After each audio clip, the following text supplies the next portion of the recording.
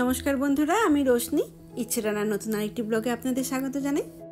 আশা করি সবাই খুব ভালো আছেন, সুস্থ আছেন। আজ রবিবার, সেদিক থেকে দেখতে গেলে আজকেই আমাদের প্যারিসের প্রথম সকাল। অচেনা জায়গা, অপরিচিত পরিবেশ, তাই আজকে সকাল 6টা বাজতে না বাজতেই ঘুমটা ভেঙে গেল। এইবারই জানালাগুলো আমার সবচেয়ে ভালো লেগেছে।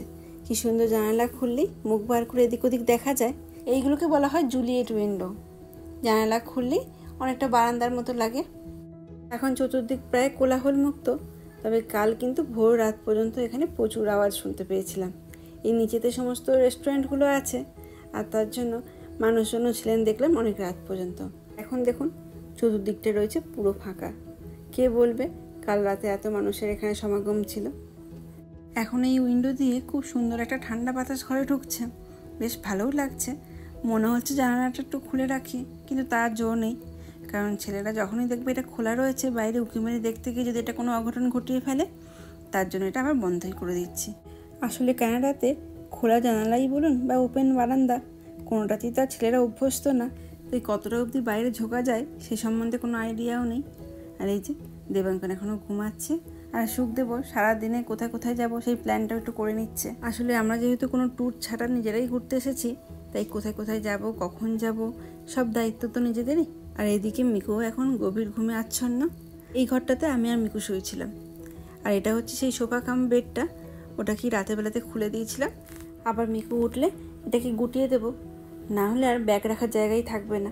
তবে এখন আর ওকে তুলবো না, কালকে অনেক রাতে ঘুমিয়েছে, আর একটু ঘুমাক, ততক্ষণ বরং আমার হাতে একটু কাজ সেরে রাখি। কাল কিছু বাজার করে নিয়ে এসেছিলাম এখানকার গ্রসারি মার্কেট থেকে, সেগুলো দিয়েই ব্রেকফাস্টে কিছু একটা বানিয়ে নেব। এই যে দুধ, ডিম, পাউরুটি সমস্ত বার করে নিয়েছি। আর এই স্টোভটা হচ্ছে একটু নতুন ধরনের। আমরা নর্মালি যেরকম স্টোভ ইউজ করি এটা একটু তার থেকে আলাদা, তার জন্য প্রথম কিন্তু একটু অপারেট করতে বেশ অসুবিধা হচ্ছিল। এটাতে দুটো গ্যাস রয়েছে, উপরেটাতে চা বসাবো আর নিচেরটাতে একটু ডিম পাউরুটি করব। যদিও এখানে কফি মেশিন রয়েছে, সেখানে দেখলাম কিছু চায়ের পাতাও রয়েছে, তো এই চা ডুবিয়ে ওটাতে খেতে ঠিক ভালো লাগে না। ঠিক চা পাতা ফুটবে, একটু রং হবে, তবে না খেতে ভালো লাগে। তো সেই জন্য আমি চা পাতা বাড়ি থেকে নিয়েই এসেছিলাম, তো সেটাও রয়েছে। আর দুধ তো কিনেই নিয়েছি, একটু বানিয়েই ফেলি চা। সকালে ঘুম থেকে উঠি তো আর ঠিক করে খাওয়া যায় না, আর ছেলেরা যখন স্কুলে যায় তখন দুধ কমপ্লেক্স খেয়েই স্কুলে যায়। তবে এক্ষেত্রে দুধটা যেহেতু লিকুইড, আর ছেলেদের একটু এই বমি করার টেন্ডেন্সিও আছে, সেই জন্য আজকে দুধ কমপ্লেক্স আর দিচ্ছি না, ডিম পাউরুটিটাই করছি। দেখি যদি খায় তাহলে তো ভালোই, আর না খেলে একদম ব্যাগে ভরে নেব, রাস্তায় যেতে যেতে কোনো একটা সময় খাইয়ে দেবো। এখন এই 9টা মতো বাজে, বেরোতে বেরোতে বেশ কিছুটা দেরি হয়ে গেল। আর এই যে এটা হচ্ছে আমাদের লিফট, খুব ছোট, তার জন্য একজন একজন করে নিচে নামতে হলো। এই বাড়িগুলো হচ্ছে সবই লক সিস্টেম করা থাকে, বাইরে থেকে আপনার একটা পিনকোড দেওয়া থাকে, সেই পিনকোডটা ডায়াল করলে তবে সেই দরজা খুলবে। একবার যদি এই নাম্বারটা ভুলে যাওয়া হয় তাহলে কিন্তু বাড়ি ঢুকতে খুব অসুবিধা। আমরা এখন উবেরের জন্য ওয়েট করছি, বলেছি 2-3 মিনিট মতো সময় লাগবে।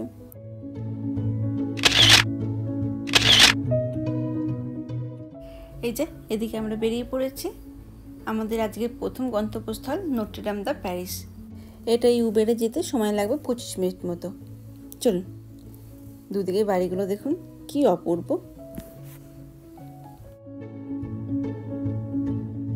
প্যারিস হলো ফ্রান্সের রাজধানী এবং বৃহত্তম শহর, আর এটি শিল্প, সংস্কৃতি আর ইতিহাসের কেন্দ্র হিসেবেও পরিচিত।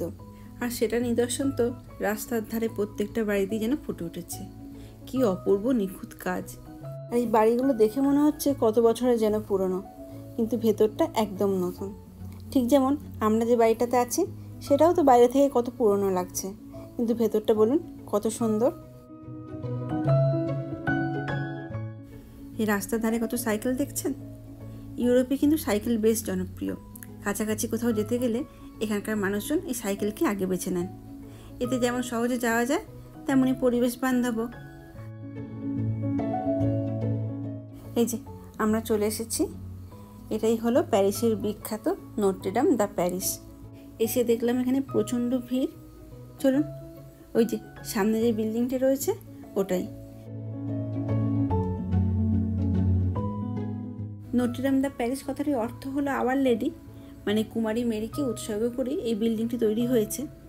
আর এই ক্যাথেড্রালটি শুধু ধর্মীয় স্থানই না, এটি ফ্রান্সের এবং প্যারিসের ইতিহাসে একটা অবিচ্ছেদ্য অংশ।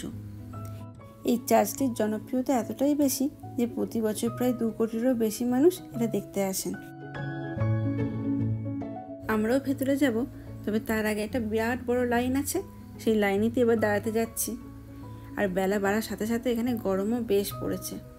আর মিহুর দেখুন, ফটো তোলা যেন আর শেষ হচ্ছে না।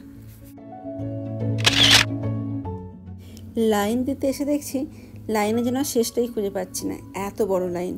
প্রায় রাস্তাতে পৌঁছে গেছে, বুঝতেই পারলাম বেশ কিছুক্ষণের জন্য ওখানে দাঁড়িয়ে থাকতে হবে। তার জন্য সুখদেব আর দেবাঙ্কনকে ওখানে দাঁড় করে রেখে দিয়ে আমি আর মিকু একটু আসলাম এই দিকটাতে। দূর থেকে এই ফেন্সটা দেখে বেশ ভালো লাগলো। দেখুন কতগুলো তালা লাগানো আছে। আপনারা তো জানেনই প্যারিস হচ্ছে প্রেমের শহর, তাই এখানকার বিভিন্ন দর্শনীয় জায়গাতেই এরকম চাবি দেওয়া তালা কিন্তু দেখতে পাওয়া যায়। এমনকি এখানে একটা লক ব্রিজ বলে একটা ব্রিজই আছে, যেটা ওই তালা দিয়ে একদম পুরো পরিপূর্ণ। আর তার ভার সামলাতে না পেরে 2014 সালে ওই ব্রিজটি কিন্তু বেশ ড্যামেজও হয়েছিল। তাই এখন আপাতত ওই ব্রিজটিতে তালা লাগানো পুরো নিষিদ্ধ আছে। যাই হোক, আমাদের এদিকে লাইনটা একটু একটু করে এগিয়ে এসেছে, এবার আর না দাঁড়ালেই নয়। আর এদিকে বেলা বাড়ার সাথে সাথে গরমও কিন্তু বেশ পড়েছে। এখন প্রায় 38 ডিগ্রির মতো টেম্পারেচার। প্যারিসে বেশ কয়েক বছর ধরে এরকম গরম পড়ছে সেটা জানতাম, আর তার জন্য কয়েকটা ছোট ছোট ব্যাটারি চালিত ফ্যান কিনেছিলাম, যেটা সঙ্গে সঙ্গে নিয়ে যাওয়া যায়। লাগেজ প্যাক করার সময় আপনাদের হয়তো দেখিয়েওছিলাম, কিন্তু এখানে বেরোবার সময় সেটাকে পুরো ভুলে গেছি, ব্যাগেতেই পড়ে রয়েছে। কি যে আক্ষেপ হচ্ছে কি বলবো। এত বাইরে গরম, মনে হচ্ছে আজকের দিনের জন্য ওই ফ্যানগুলো ছিল পারফেক্ট। এখানে ঢোকার জন্য অনলাইন থেকেও বুকিং করা যায়, সেক্ষেত্রে এত বড় লাইন দিতে হয় না। তবে সেটা সীমিত সময়ের জন্য থাকে, তো তার জন্য সবার জন্য সেটা অ্যাভেলেবেল থাকে না। যাই হোক, প্রায় অনেকটা চলে এসেছি, প্রায় 1 ঘন্টার মতো আমাদের দাঁড়াতে হলো। আসলে এই সময়গুলোই তো থাকে এখানকার পিক সিজন, তার জন্য এখানে সব জায়গাতে এখন প্রচণ্ড ভিড়। জানি না আপনাদের কতটা দেখাতে পাচ্ছি, এই চার্চের বাইরেটা দেখুন, প্রত্যেকটা জায়গা কত সূক্ষ্ম নিখুঁত কাজে পুরো ভরপুর। ওই প্রথমে লাইন দেওয়া থেকে শুরু করে এখনো পর্যন্ত 1 ঘন্টা 15 মিনিট মতো টোটাল টাইম লাগলো ঢুকতে।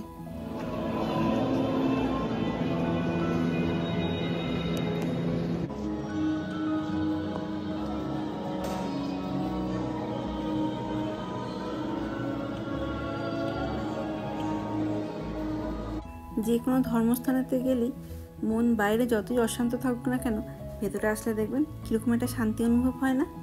আর এখন এই মুহূর্তে এখানে উপাসনা চলছে, আর তার সাথে একটা কি সুন্দর একটা মিউজিক চলছে। চতুর্দিকের পরিবেশটি যেন একটা অন্যরকম, আর তার সাথে চতুর্দিকে রয়েছে এরকম অপূর্ব সুন্দর সব কাজ। এই কাজগুলো জানেন তো গথিক স্থাপত্যের নিদর্শন।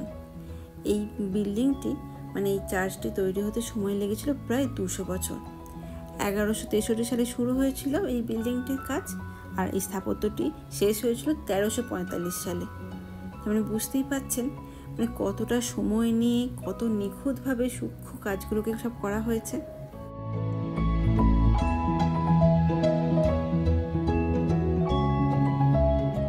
ফ্রান্সে যেরকম নটরডেম দ্য প্যারিস জনপ্রিয়, ঠিক সেরকমই আমাদের কানাডাতে কুবেক একটা রাজ্য আছে, সেখানেও একটা সময় ফ্রান্সের উপনিবেশ গড়ে উঠেছিল। তাই ওখানকার একটা শহর মন্ট্রিলে এই নটরডেম দ্য প্যারিসের একদম অনুকরণ করে নটরডেম দ্য ব্যাসিলিকা তৈরি হয়েছে। সেই ভিডিওটা আপনাদের সাথে আমি আগেও শেয়ার করেছিলাম। সেখানকারও এই ভেতরে চালচিত্র যা যা এখানে দেখতে পাচ্ছেন একদম অবিকল সেরকম দেখতে। এই যে এখন যেটা দেখছেন মানে অরিজিনাল নটরডেম দ্য প্যারিস, এই ক্যাথেড্রালটা 2019 সালে একটা ভয়াবহ অগ্নিকাণ্ড ঘটে। আর এই ক্যাথেড্রালটা বাইরের অংশটা তো ওক গাছের কাঠামোতে তৈরি, তো তার জন্য ওই জায়গাটা কিন্তু বেশ ক্ষতিগ্রস্ত হয়েছিল এবং সেটা ঠিক করতে অনেক অনেক দিন সময় লেগেছিল, এবং তার জন্য প্রায় 3-4 বছর মতো এই জায়গাটি পুরো প্রদর্শন বন্ধ ছিল। এই চার্চটির ভেতরেতে অনেক জায়গাতেই দেখছি অনেক কিছু লেখা রয়েছে। দেবাঙ্কনকেও মাঝে মাঝে জিজ্ঞাসা করছিলাম, কিন্তু সব কিছু তো এইভাবে জিজ্ঞাসা করা যায় না। নিজে পড়তে পারলে যতটা ভালোভাবে আমি বুঝতে পারবো সেটা তো আর কাউকে জিজ্ঞাসা করা সম্ভব হয় না। তাই ওই ফ্রেঞ্চ না জানলে যা হয়, শুধু দেখছি, 2 চোখ ভরে দেখছি। জানি না আপনাদের কতটা দেখাতে পাচ্ছি, তবে এখানে এসে কিন্তু আমার নিজের খুব ভালো লাগছে। আর এই যে যখন এসেছিলাম তখন এই চেয়ারগুলো ছিল পুরো ভর্তি, এখন উপাসনা হয়ে গেছে, তার জন্য এখন সবাই চলে গেছেন। এখানে আপনি ইচ্ছা করলে এখন বসতেও পারবেন। এই চার্চের বিভিন্ন জায়গাতেই মোমবাতি, ধূপ এগুলোও আছে, ইচ্ছা করলে এগুলোও আপনি জ্বালাতে পারেন, তবে তার জন্য অবশ্যই আপনাকে পে করতে হবে। আর এই নটর ডেম দ্য প্যারিস এখানে ঢোকার জন্য তো আমাদের কোনো প্রবেশ মূল্য লাগে না, তবে আলাদা করে যদি ট্যুর কেউ নেয় তার জন্য হয়তো রিজার্ভেশন করতে হয় বা আলাদা করে হয়তো টিকিটের ব্যবস্থা আছে। যাই হোক, শেষবারের মতো একবার ভালো করে দেখে নিলাম। আর এই দিকটাতে এই চার্চের ভেতরেই কিছু ছোটো ছোটো দোকানও রয়েছে, সেখানে মোমবাতি থেকে শুরু করে কিছু নেকলেস এগুলো বিক্রি হচ্ছে। এই এতক্ষণ একটা ছায়ার মধ্যে ছিলাম, কি সুন্দর ওয়েদার, আর এই ওখান থেকে হঠাৎ করে বাইরে এসে এত গরম করছে, গা হাত পা মনে হচ্ছে না পুরো পুড়ে যাচ্ছে, এমন জ্বলছে। যাই হোক, এই দূর থেকে একবার দেখে নিলাম লাস্টবারের মতো। এখন প্রায় 2টো মতো বাজে। এই আসার সময় দেখছিলাম আশেপাশে বেশ কিছু রেস্টুরেন্ট রয়েছে, ওখান থেকে দেখি কিছু খাবার কিনে নেব, দিয়ে এবার পরের গন্তব্যস্থলের দিকে এগোবো। এখানে চতুর্দিকে তো কোথাও ছাওয়া নেই, সব জায়গাতেই তো দেখুন বিল্ডিং রয়েছে, তাই যেখানে একটু ছায়া পাওয়া যাচ্ছে মনে হচ্ছে যেন কি ভালো লাগছে। আজ তাহলে আমার ভিডিওটা এখানেই শেষ করছি। নটর ডেম দ্য প্যারিস কেমন লাগলো অবশ্যই জানাবেন, যদি ভালো লেগে থাকে লাইক কমেন্ট করে দেওয়ার জন্য অনুরোধ করে রাখলাম। ভালো থাকবেন, সুস্থ থাকবেন, আবার দেখা হবে পরবর্তী একটি ব্লগে।